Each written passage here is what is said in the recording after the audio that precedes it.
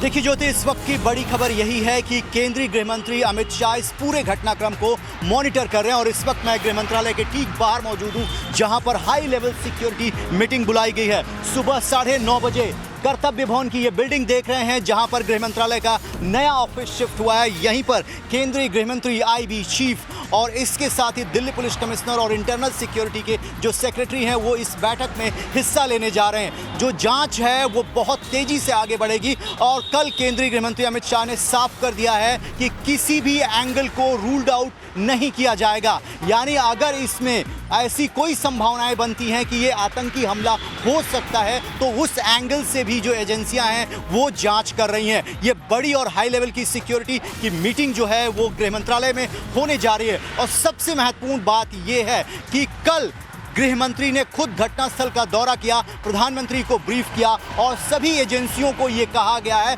कि जल्द से जल्द इस नतीजे पर पहुंचें कि ये जो ब्लास्ट हुआ है उसकी इंटेंसिटी और उसके पूरे नेचर को देखते हुए ये किस तरीके का ब्लास्ट है और इसके लिए जो जिम्मेदार लोग हैं देर रात से छापेमारी की जा रही है और बहुत जल्द वो एजेंसियों के गिरफ्त में होंगे और ये पता कर लिया जाएगा कि इनके पीछे किसका हाथ है।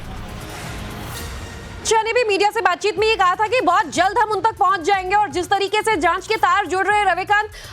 कहीं ना कहीं इंटेल के पास पूरी जानकारी भी होगी जिसे फिलहाल साझा नहीं किया जाता, लेकिन जो तार जुड़ रहे हैं उसमें फरीदाबाद मॉड्यूल के कई सारे कनेक्शन सामने आ रहे हैं। और कल ही ऐसा दिन था जब जम्मू कश्मीर से लेकर फरीदाबाद यानी हरियाणा, दिल्ली, गुजरात, आंध्र प्रदेश, कई राज्यों में ऐसे तार जुड़ते नजर आए। जैश ए मोहम्मद से लेकर अलग अलग आतंकी संगठन से जुड़े डॉक्टर्स और लोगों पर छानबीन की गई। तो जांच का ये पैमाना पैन इंडिया हो सकता है।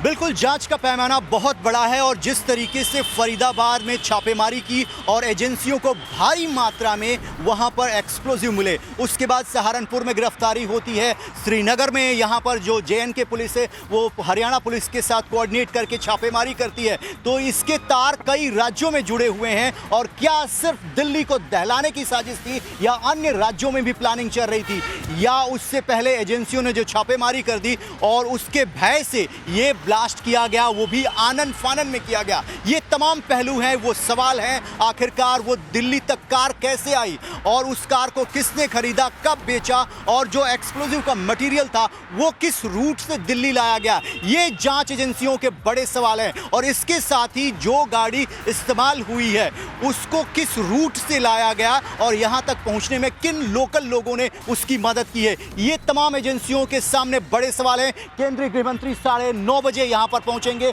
और यहां पर उच्च स्तरीय बैठक होगी और उसमें ये तमाम जो सवाल हैं उनके बारे में बताया जाएगा, गृह मंत्री को ब्रीफ किया जाएगा और आगे की कार्रवाई जो है उसी आधार पर एजेंसियां तय करेंगी। क्योंकि बड़ी खबर सामने आ रही है फिदायीन हमले को लेकर और अनुज के पास वो खबर है, ये बड़ी जानकारी दिल्ली हमले के ऊपर है। अनुज, जल्दी से बता दीजिए हमारे दर्शकों को।